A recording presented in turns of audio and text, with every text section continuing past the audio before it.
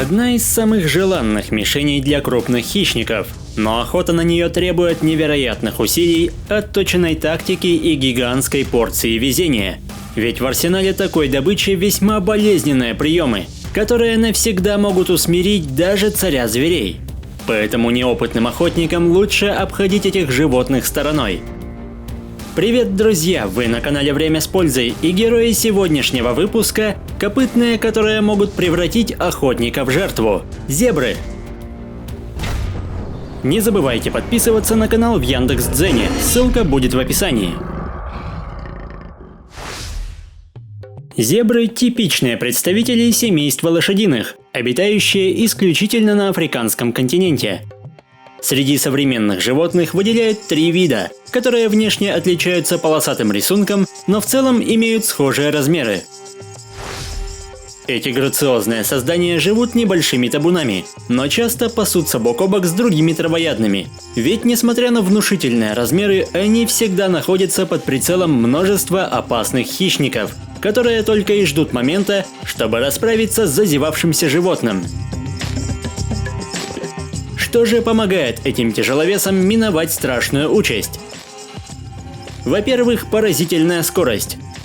Несмотря на вес, полосатые копытные способны подолгу бежать со скоростью до 70 км в час, в то время как львы максимально быстры лишь первую сотню метров, и у них есть не более 6 секунд, чтобы настигнуть добычу, после чего хищники вынуждены бросить преследование. Поэтому самая эффективная тактика при охоте на зебру – нападение из засады, и львицы используют всю свою скрытность, чтобы подобраться к животному на расстоянии броска. Взрослая зебра в длину превышает 2-метровую отметку и может весить свыше 300 кг, но у больших кошек есть отточенная тактика, в ходе которой охотники набрасываются на жертву и впиваются в самое уязвимое место своими огромными клыками. Хотя даже когда ситуация кажется безвыходной, у зебры все еще остаются шансы выжить. Несмотря на невероятную силу укуса, львица не может повредить жизненно важные артерии, чтобы быстро усмирить цель. Шея жертвы, а в особенности самца, слишком толстая, поэтому хищница просто перекрывает доступ к кислороду и терпеливо ждет, пока добыча задохнется. Но пока зебра стоит на ногах, она продолжает цепляться за жизнь. Животное не только давит на противника всем своим весом, но и пускает в ход действенное оружие. Помимо основного набора зубов, пасть самцов скрывает клыки, которые используются для сражения с конкурентами. Укусы в живот настолько болезненны, что львица мгновенно разжимает клыки, и секундного замешательства хватает, чтобы быстро унести ноги. Однако чаще всего скрытные нападения оборачиваются погоней, и это невероятно опасное мероприятие не только для жертвы, но и для хищника, ведь в борьбе за жизнь зебра активно работает своим главным орудием – тяжелыми копытами, которые могут запросто травмировать или даже убить нападающего. Выходит, зебры не такие уж и беззащитные. Охота на взрослое животное всегда таит огромный риск. Поэтому чаще целью становятся больные и раненые особи, а также детеныши. Но и с малышами все не так просто. Только появившись на свет, они едва могут стоять на ногах, но уже спустя час жеребенок способен бежать галопом. Кроме того, за него всегда готова постоять мать, которая мешает завершить начатое всеми силами, пытаясь отбить детеныша. Вдобавок, она может наградить ударом, мгновенно отбивающим все желание продолжать охоту.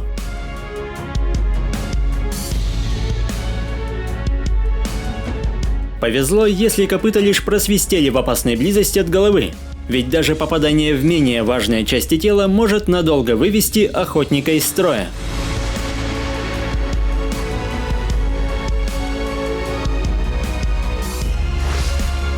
Взрослый лев, обладающий массой около 200 кг, невероятно сильный нападающий, но и он может столкнуться с серьезными проблемами.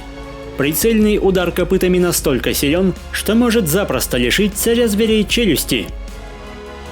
В таком случае итог для хищника будет печальным. Даже если рана не окажется смертельной, он больше не сможет охотиться, быстро ослабеет и погибнет голодной смертью. Таковы законы природы. Пожалуй, единственным хищником, способным догнать взрослую здоровую зебру, является гепард. Однако он во много раз уступает в размерах и весе, и даже при поддержке коалиции такая добыча дается хищникам невероятно трудно. Кроме того, не стоит недооценивать копытных в ярости. Когда напряжение возрастает до предела, хищник и жертва могут запросто поменяться местами, и теперь спасаться бегством приходится вовсе не зебре. Особенно часто такие ситуации возникают при защите потомства. Надежда на легкую мишень оборачивается побегом, и любое промедление на доли секунды может стоить неудачливому охотнику жизни. Пребывая в ярости, такие гиганты могут запросто растоптать неприятеля. И, конечно, зебра совершенно не та цель, на которую стоит рассчитывать матери с подрастающим поколением. Достаточно пересечь невидимую границу, и вот яростное животное уже собирается раздавить незваных гостей.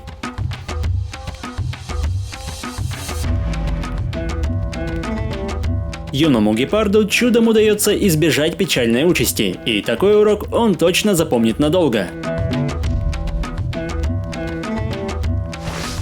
Ежегодно в поисках свежих пастбищ около 300 тысяч зебр в составе 2-миллионной колонии копытных отправляются в путешествие протяженностью более 1500 километров. Все это время за ними по пятам следуют хищники. Но особую опасность представляет пересечение широких рек, где скрываются огромные нильские крокодилы, которые заранее знают о предстоящем пире.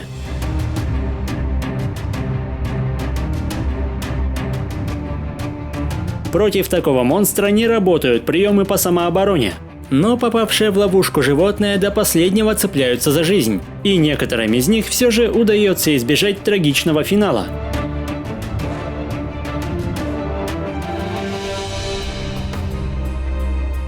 Несмотря на то, что зебры до сих пор являются одними из самых многочисленных копытных Африки, 2 из 3 видов находятся под угрозой исчезновения. И даже ареал третьего за последнюю 100 лет уменьшился в разы.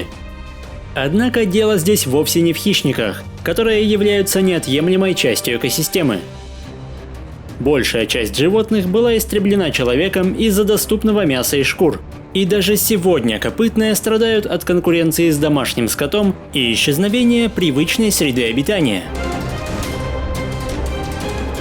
Если выпуск вам понравился, поддержите его лайком, комментируйте, подписывайтесь и проводите время с пользой. До скорого!